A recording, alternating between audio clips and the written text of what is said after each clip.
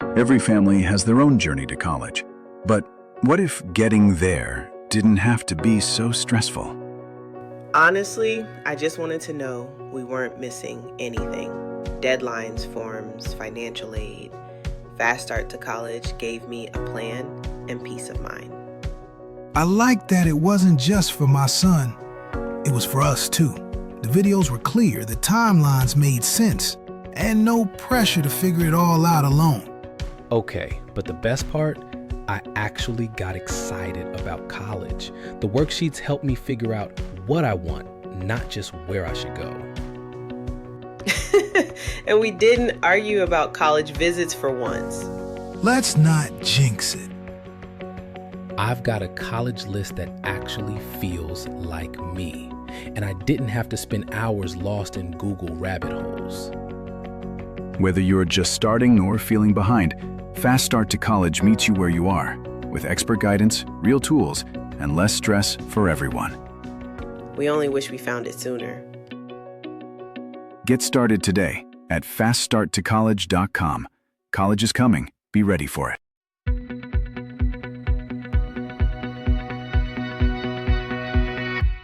You're listening to Real Without Religion with James Kiger, a podcast for spiritual seekers, ex-Christians, and anyone who's done with fear-based faith but still believes in something more. We're not here to argue. We're here to awaken. No guilt, no shame, no dogma. Just real talk, real truth, and real freedom. Now let's get into today's episode. Hello, everyone, and welcome to Real Without Religion. I'm James, and today we're going to do something a little different. And honestly, this might be one of the most important things we talk about. We're diving into something that gets tossed around a lot in spiritual circles. Raise your vibration. Now, I know that can sound like something you've read on an Instagram post with glitter and moons. But this isn't fluff. Honestly, this is real. And it's powerful. It's not woo-woo, it's energy. And it's shaping our lives, whether we realize it or not. So today we're going to talk about what vibration really is, why it matters, and how it shows up in your life.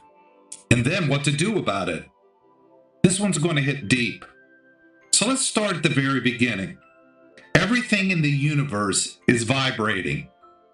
The chair you're sitting on or the car you're in, it is. It looks like it's still, but it's not. At the atomic level, it's in constant motion. The molecules are moving so fast, we can't even see it. But it is vibrating.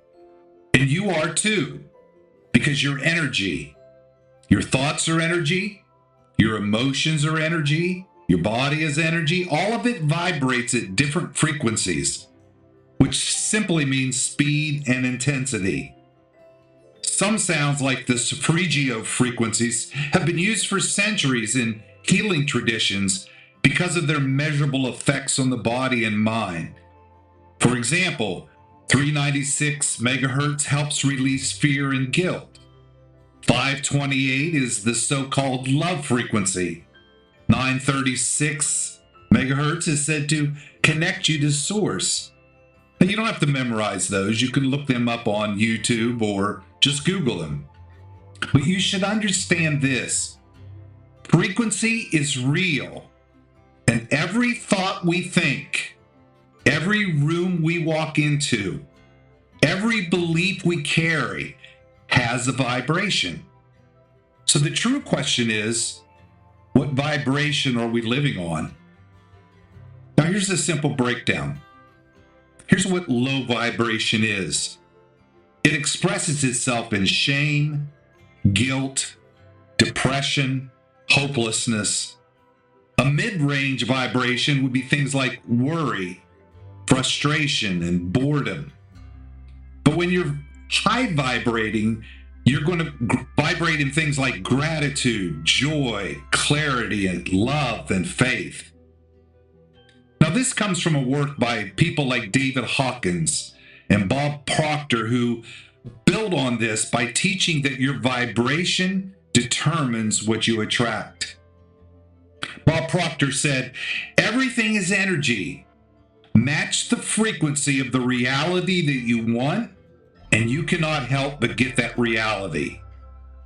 What's that mean? It means this: you don't get what you want, you get what you vibrate. But vibration isn't just personal, it's collective. Now let me go here for a second. In the 1930s Germany, people always ask, how could they follow Hitler? How could one man get millions of people to go along with genocide? Because he didn't just manipulate facts. He manipulated vibration through speeches, symbolism, chants, music, fear. The Nazi regime lowered the frequency of an entire country. They used repetition to create entrainment, when the energy of a strong source will pull the others into sync. And they created a national vibration of fear, resentment, and hate. People didn't need to be convinced. They were vibrationally programmed. This is why your vibration is not just about you. It will affect our families, our workplace, our relationships, our nation. And that's how spiritual manipulation works. And it's how we stop it from the inside out. Let me ask you this. Have you ever seen someone walk into a room and change it without saying a word? They just carry something. You know, the atmosphere shifts. Well, we think that's charisma, but that's not charisma. That's not charm. It's their vibration. And we've all seen the opposite too. Someone walks in and suddenly the room feels heavier. We think they're just like Eeyore, but they drain the air, they drain the energy, and they drain the joy. Some people call them energy vampires. But you don't have to be a preacher or an extrovert, and you don't have to shout to carry power, but you do have to tune into your energy. So let me ask you this. What does your vibration say? Are you Eeyore, or are you the Flash? Are you dragging through your day heavy and doubtful, or are you light, fast, clear, and open? And this isn't about being fake or, I'm just going to talk positive. No, it's not about pretending. It's just about noticing the frequency you're actually tuned into.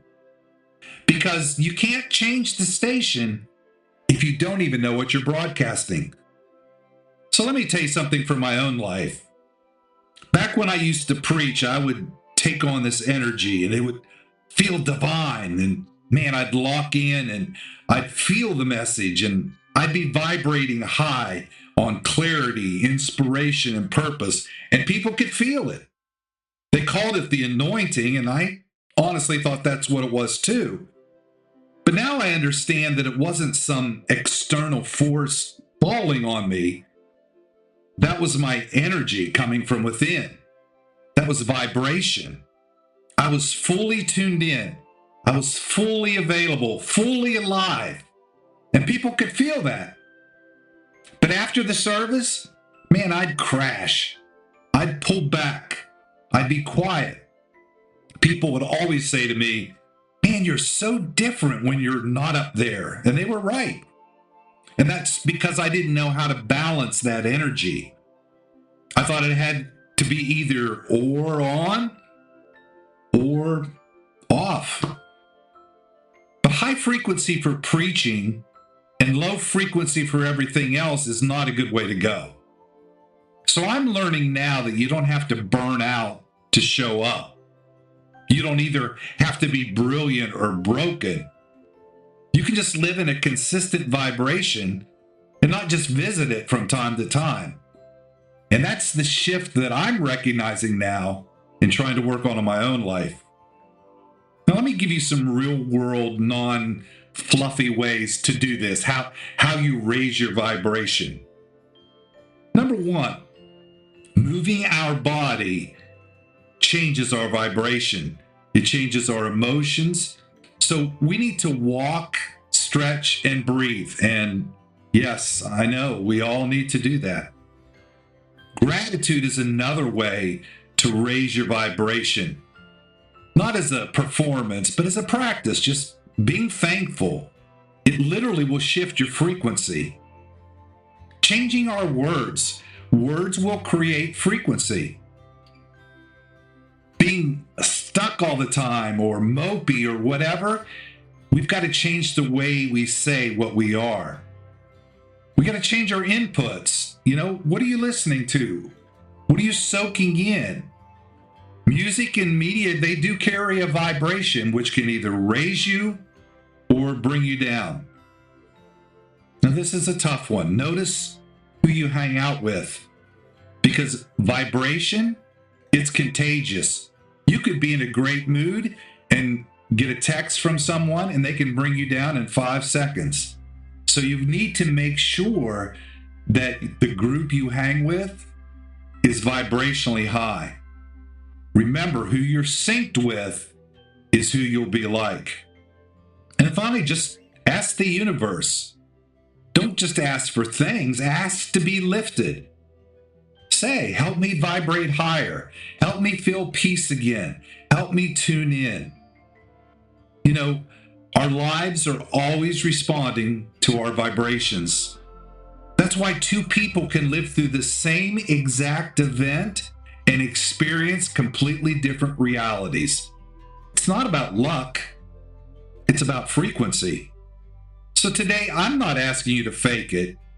I'm asking you to feel it. I'm asking you to notice what station you've been living on and start tuning into something that will bring your vibration higher. Because the life you want, the clarity, the connection, the breakthrough, it's already there. We just have to match it with our vibration.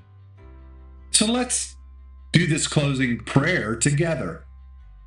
Universe, God, whatever you want to use, lift me today. Lift my words, my thoughts, my body, my energy. Help me to tune in to joy, to clarity and calm. Let me vibrate on the frequency of truth. Let me carry light into every room I enter, not because I force it, but because I'm living it. Let me stay aligned, not just for the moment, but for the long haul. And as always, thanks for listening to this episode of Real Without Religion. If it helped you, share it with someone else who might need a reset. And remember, stay grounded, stay curious, stay real, and Amen-a-stay. Thanks for joining us on Real Without Religion. If this stirred something deep within you, hit subscribe, leave a review, and share it with someone who's ready to wake up. You don't have to go back to the box. You don't have to have it all figured out. You just have to be willing to be real and trust what's already inside you. Until next time, stay curious, stay grounded, and stay real.